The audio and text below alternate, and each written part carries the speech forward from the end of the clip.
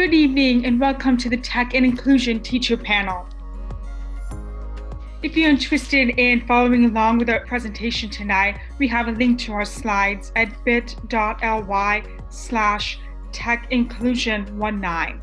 So that's bit.ly/techinclusion19. My name is Rhiannon Gutierrez and I'm a digital learning specialist in BPSTechnology. I'll be one of your moderators tonight. Also joining me are Nicholas Gonzalez, also a digital learning specialist in BPSTechnology. We'll be manning tonight's chat, so please follow along and we'll help you answer any questions that you have. The main reason why we're here today is because we are being joined by 3 teacher panelists who will be sharing some of their stories of using technology for inclusion in their classrooms and workplace. First, we have Mary O'Brien, a 2nd grade teacher at the Henderson Inclusion. Next, we have Scott Richards, an occupational therapist and assistive technology specialist on the BPS assistive technology team. Finally, we have John Hynes, an instructional coach and teacher at the Lyon K-8. So tonight's agenda will be covering various things. I'll be going over some of these briefly. We're going to be talking about how teachers are designers and connecting that to some standards, as well as the types of technology that there are when it comes to thinking about inclusion. We'll also be connecting with our guiding question for the evening. And then finally, we'll be hearing from some teachers, all 3 of their stories and some resources they'll be sharing with all of you. So when I say teachers are designers, what does that mean? Well, there are some standards given out by ISTE, the International Society for Technology and Education. And these are the standards for educators. The one that has stood out to me the most is standard number 5, designer. So what does this mean? It means that educators design authentic, learner-driven activities and environments that recognize and accommodate learner variability. Now, this is a really, really powerful phrase to think about because teachers as designers really means that you are constantly constructing and creating new learning experiences with students, not just for them, but with them. If you're interested in learning more about the ISTE standards, we have linked to them at the bottom. There aren't just standards for educators, there are also standards for students, administrators, and coaches, as well as computer science educators. And it's also important to note this standard is heavily influenced by an educational philosophy known as universal design for learning. You will be hearing from the teachers tonight and how connected their work is to universal design for learning. So I mentioned there are certain categories of technology. So what does this mean? Well, first we have instructional technology. This is very much connected to the work that Nick and I do on BPSTechnology. This is thinking about tools for learning and communication. So you might be familiar with tools like Khan Academy, Google Classroom. Those are very much about pedagogy and supporting both teachers and students with that learning. Next, we have assistive technology. Scott's going to be connecting to some of that tonight. And that's thinking about tools that increase or maintain the functional capabilities of a person with a disability. Now, oftentimes we are seeing those lines blur between instructional and assistive technology, and universal design for learning is a big part of that because we all recognize that we have variability in how we learn. Context matters, brains matter, so thinking about these tools, sometimes tools that are designed for one might be for many. That's tools like Bookshare and Read&Write. We certainly have other types of technology as well relating to productivity and information technology. And those are the ones that we pretty much interact with every day, like Google and Microsoft tools.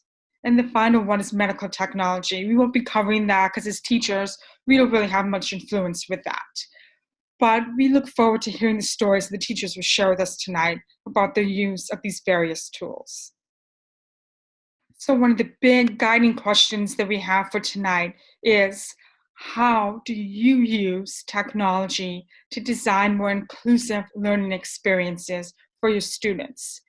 And we're going to have all 3 teachers share these stories with us. Hi, I'm Mary. I teach 2nd grade at the Henderson Inclusion School. Boston Public Schools recently has been working on a curriculum called Focus on Grade 2, and we've been fortunate at our school to use it for the last 2 years. There's a lot of opportunities for the children to explore all types of tools for research, learning, and communication through this curriculum. We're very fortunate that we've been provided with materials that help the children expand their thinking. And in this particular unit, Unit 2, which I'm going to be talking about this evening, it's called The Forces of Wind and Water. The children explored water resources around the world, but they also focused on the dangers and the results of wind and water. As a final product, the children were asked to design barrier walls that could prevent erosion, specifically on the north end of Thompson Island, right here in Boston Harbor. Through the studio time, the children were allotted opportunities to create barrier walls, such as the Kapler structure, which is very elaborate. It's in the top left-hand corner. The children designed ramps on this particular structure so that the water would flow in either direction. If you looked at both sides of it, you would see that it was very similar.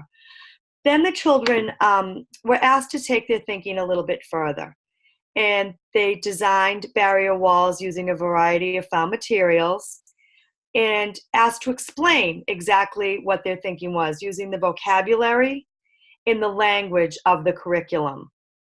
Students were allowed to access this in many, many different ways. Some students used WikiSticks as a tool to help them identify the things like waves and mountains and barriers and water in general, and just learning about like riverbanks and everything to help them with their thinking.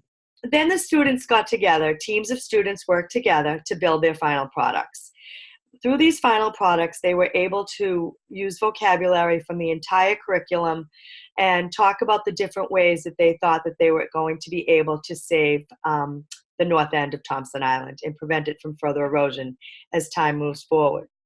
We took photographs of each group's products, and then we turned them into ThingLinks.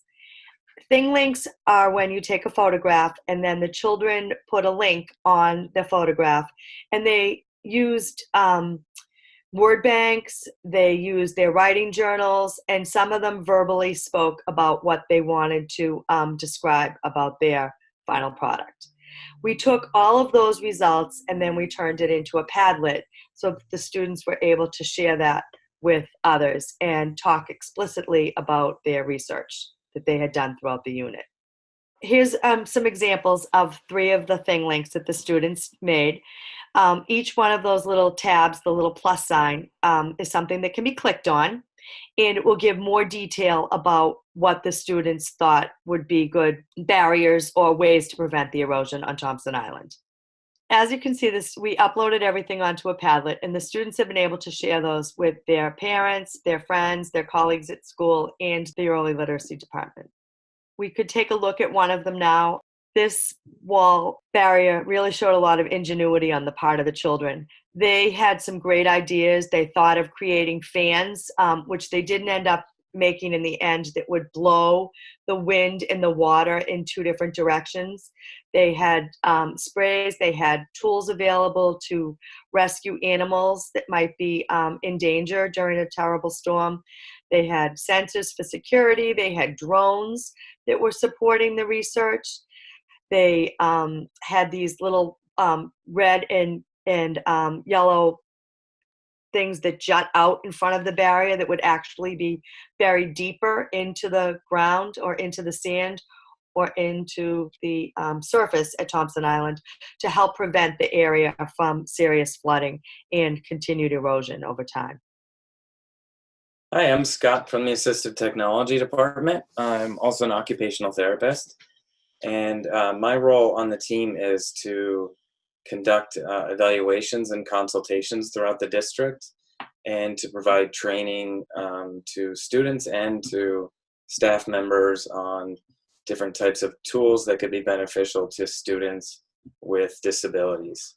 And as Rhiannon had mentioned earlier, UDL plays a very important role in what I do, and I suppose one could consider that UDL would put somebody like me out of a job, but in fact, I feel like the more that people know about UDL, the more awareness we have that people have different ways of learning. And so tools like assistive technology tools that we use with many students are becoming more and more mainstream, and we're finding that we're more similar in ways than we are different, and that everyone has a different way of learning.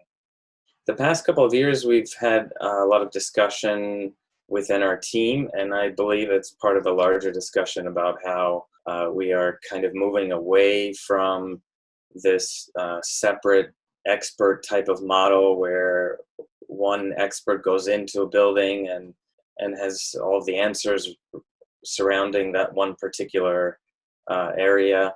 And so there's a lot of reliance on that person who's considered the expert to make decisions about things. And these decisions are the type of decisions that will affect the student on a regular basis while receiving instruction in the classroom and for testing. So it's important to get those right, and also to understand that they're in a constant state of evolution. So with the expert type of model, there is a greater focus of time spent one-to-one with students, training them, getting to know what their strengths and weaknesses are, and trialing out different tools, whether it be devices or a piece of software. There's also a fair amount of training with individual teachers or small groups of teachers, like maybe a 6th grade team or a 7th grade team, but it doesn't usually move past that kind of small ecosphere of learning. And I believe that the expert model will always have some place in assistive technology or in technology in general, because there will always be cases where specialized supports are needed or complex needs need to be addressed, and having somebody with a bit more experience in this area is helpful, despite the fact that we are, I think, inevitably moving in the direction of the other type of model, which is a capacity building model. And in a capacity building model, it's a collaborative approach, which is usually conducted not really with one person as a leader necessarily, although AT specialists can play a role in kind of facilitating these just as an introduction. But school-based consideration for the tools is what we're looking at in the capacity building model. So the specialist could provide the guidance for particular AT decisions, but the focus really is on training teams, training staff members to kind of pay it forward in a way that they're owning some of the tools and strategies that can be useful for some or many of their students. And the focus really is on getting it at a school level, department-wide level, and a district-wide level. So training is a very important part of that, because it expands the reach of assistive technology as well as instructional technology and concepts of UDL, which I find are very, very much in line with the inclusion model of teaching. Just a couple examples here. For the expert model, I'm using a real example of a 4th grade student who had a learning disability in a regular education classroom, and he would get pulled out for resource room help. His team was concerned about him not being able to access reading, so they requested an AT consultation to assess points of difficulty or barriers to his learning. And there was a combination of interviews and observations and testing that we did, and finally decided on some tools that we would use. And the teacher then sat with me and analyzed the data about what was most useful. And we created a Bookshare account and trained the students on how to use Read&Write for Google. So we reached this student as well as a few others that the teacher then worked with after. And then the capacity building model is more focused on training, such as a training that we just did a few months ago on a tool called the DeCoste Writing Protocol, which is intended to guide decision-making about writing accommodations that students might need. So the participants discussed ways that they could, after they learned how to use the tool, how they could use it in their school, which is more of a strategic approach rather than just the operational skills needed. And then they would go in and do testing with the students and on a wider scale and be able to see where their access points were and the best accommodations for them. So what we saw was a big increase in capacity, that the knowledge that we had as AT specialists was passed along to the next sort of point of contact, and they had direct contact with the schools, and so they could make better decisions because they know the students and the environment that they're working in. Hi, my name is John Hynes. I am an instructional coach at the Mary Lyon School. Before being an instructional coach, I was a 7th grade ELA and geography teacher. I want to explain a couple of different ways that I use Google Classroom. So we were reading a book called The Long Walk to Water in 7th grade, and one of the activities halfway through the book is to read an informational text about Sudan's civil war. And when I was doing this activity, I wanted to make sure all students had access an entry point into the material. So I wanted all students to read the grade level text, but I wanted to scaffold it in different ways. The first document that some students will receive is the original copy, and the expectation is they would read it and use the comment section in Google Classroom to make notes about the key information, main idea. Then for some students, I chunked it. That was the first level scaffold I provided. And in the chunk section, for each section, they would make notes and annotations about the main idea or key facts that they learned about Sudan's civil war. For students who needed a different level of support and scaffold, in each chunk section, I would highlight important details, and based on those important details, they would try to summarize the main idea, identify the really important key facts based on the reading. For students who needed even more support, and this is where Google Classroom is great, you can differentiate it more. And I had the same chunk text, but there was multiple choice options for students to match up the main ideas with each appropriate section. And then all students' final presentation for this final product for this activity was it was a choice board was provided for them, and they had options on how they wanted to show their understanding of the text. This whole assignment in itself is a different way to differentiate.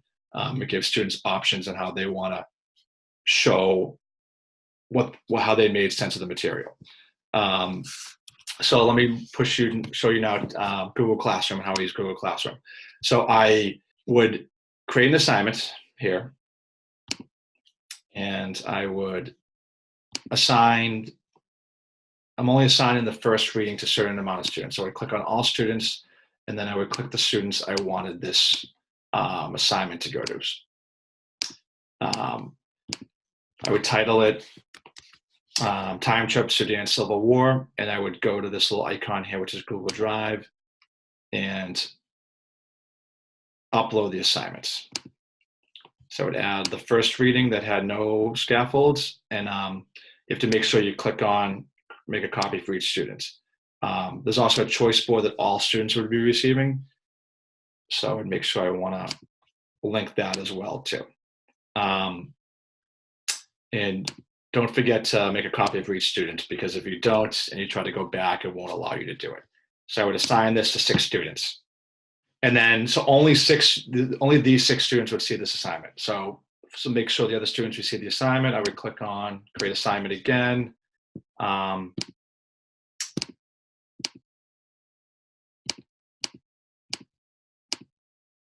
I would assign it to these 5 students. Make sure you title the assignment. Click on the Google Drive icon, and I would upload the reading that is the first one that's chunked. Add it.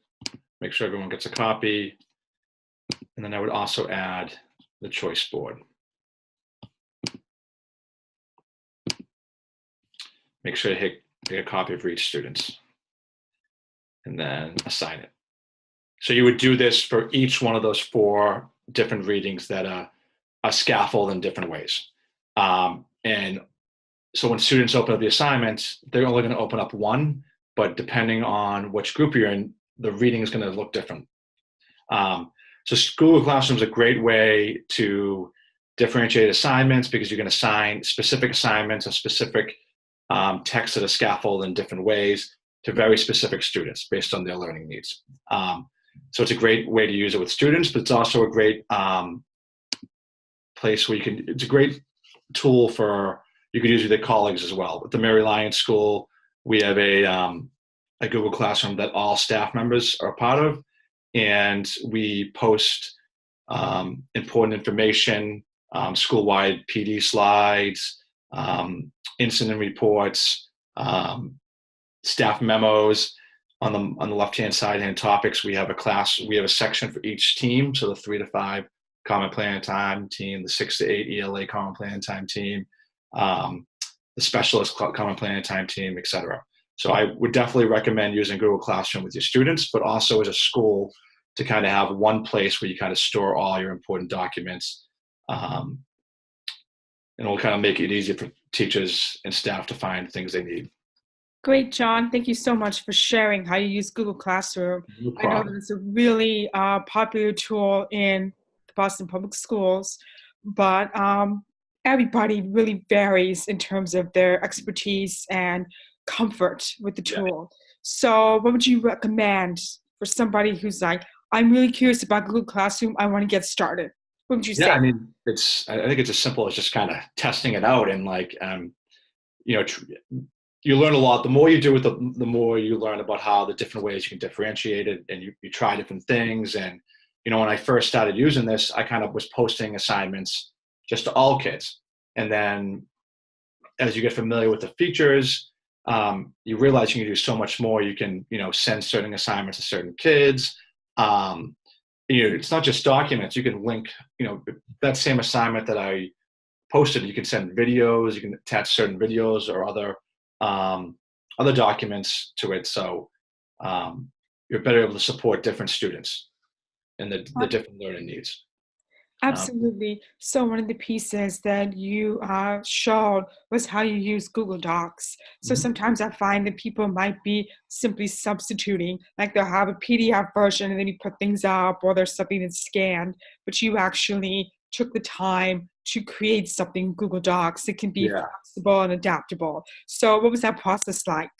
I mean, there's a lot of websites and links out there that have some great resources. And then I think once you just take the time to, cut and paste it and kind of manipulate the document in a couple different ways, you really feel like you can do a lot of cool things that can meet, the students' needs, because students have a variety of learning challenges, and you want to make sure they have access to rigorous and challenging materials. But I think Google Docs and Classroom allows you to make sure all kids have, are exposed to those texts, but it really helps you just provide different levels of scaffolding and support so all kids can engage in challenging material. Absolutely.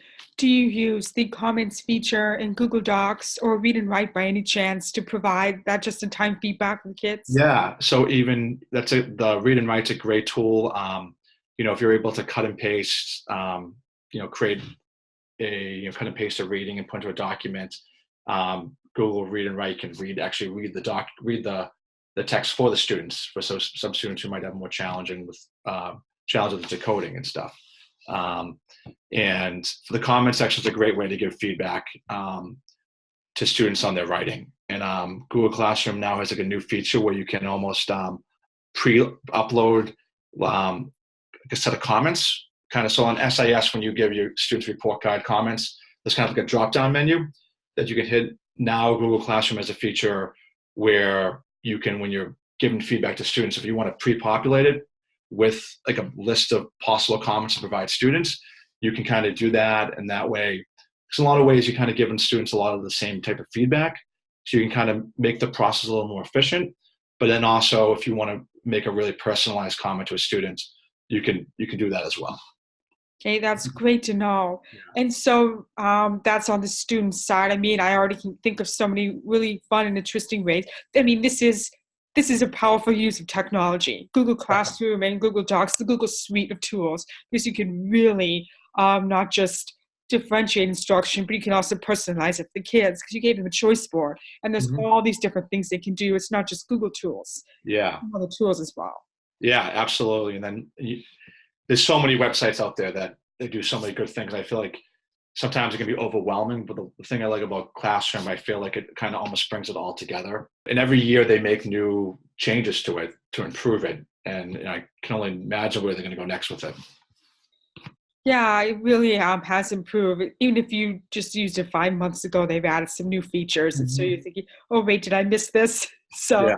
it's really Can great to be able I to tell do. you, when I first started using, I actually found my students as resources. They were like, oh, if you click on that, you can, they'll make a copy for everyone, or they just like little things. The kids are really computer savvy, so they can actually be a support and resource out there for you as well with these That's things. great. I want to talk about the collaboration piece with your Mhm. colleagues. So Yeah. how did you get them to buy in to using Google Classroom to share resources? Second question is, how can you model by collaborating in this space how they can use it for their students? Yes, it's a great question. So, being a classroom teacher who used it, we weren't using Classroom as a whole staff. There's so much information we share. We're sharing so many emails, and there's so many PD slides, and there's so many documents. Sometimes I think teachers are overwhelmed because things are in all different places. So we kind of wanted to make a place where teachers could go to find everything they needed. So if you needed to find the rolling agenda for your CPT meeting, it was there. If you wanted to find a PD slide from the previous year that you wanted to go back and look at, it's in one place. If you need to fill out an incident report on the students, you can link a Google form to Classroom, so it's just kind of easily accessible. Because teachers have a lot of responsibilities; they kind of go in all different directions. So we want to kind of find one place where we kind of can store all the important information the teachers need. That's great. And you feel like by doing this, you're sort of modeling for them how they can use it. Absolutely. They interacted with as a student almost, not with a student, but as a team, they are better prepared than to use it with their own students. That's As well. great. I think that's a really powerful way to really share with people how they can use this tool. Because sometimes if you just say, "Oh, this is a great tool," they're like, "Okay," but if they're engaging in that process, that really does increase the buy-in a little bit. Absolutely. Okay. Yeah. Well, thank you so much No for problem. sharing Happy your to help. expertise. Yeah. And if anyone else has any questions, please leave them in the chat. Thank you, Mary and Scott. One of the questions I want to ask is, one of the questions that Nick and myself get often is how people can get started with using different tools and different technologies. So what would be your advice to a teacher who comes to you in the building saying, I have this one student, I'm struggling to support them. Like, what kind of advice can you give them in regards to technology use? I think sometimes we take for granted how much the students actually know already about technology. Um, Nowadays, it's normal for students to grow up in an environment where technology is just a part of their everyday existence. And so I think there can really be short periods of time that are set aside for exploration within certain parameters, like here, go into the Google Classroom and then play around with chatting with people on the page or sharing ideas on a document. And then the teacher can go around and observe and quite possibly learn. I learn something new all the time from students that I work with. I think that technology through Google Classroom has been a big incentive for some students too, with just reading. With guided reading in my classroom, the children look forward to seeing if I can supplement what they've read, no matter what their reading level is, somehow through Google Classroom. And they're looking for information through a Padlet or activities that they can do to extend the guided reading lesson or the book that they're reading. So that's really exciting, and I think it's really engaging the kids in learning more. Today, they actually wanted to tweet to the author that we were reading about, so I let them do it during their lunchtime, and it was pretty cool, and they're really excited about it. So I guess for teachers who are afraid, just take that risk and see what happens. The kids, like Scott said, Kids know way more than we do for the most part.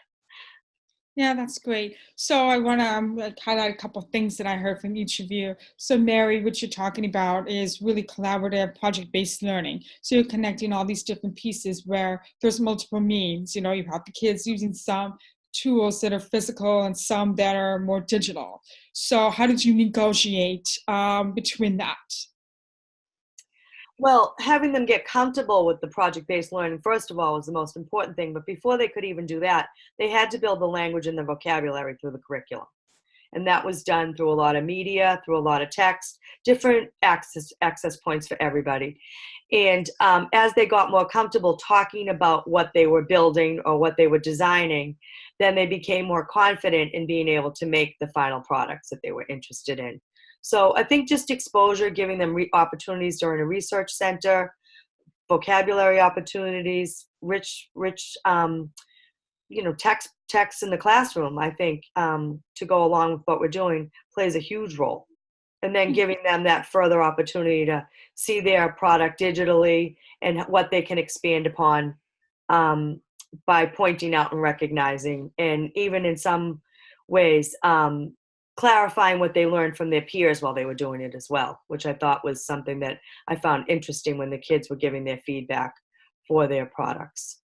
Yeah, that's a really, really good snapshot to share. Thank you.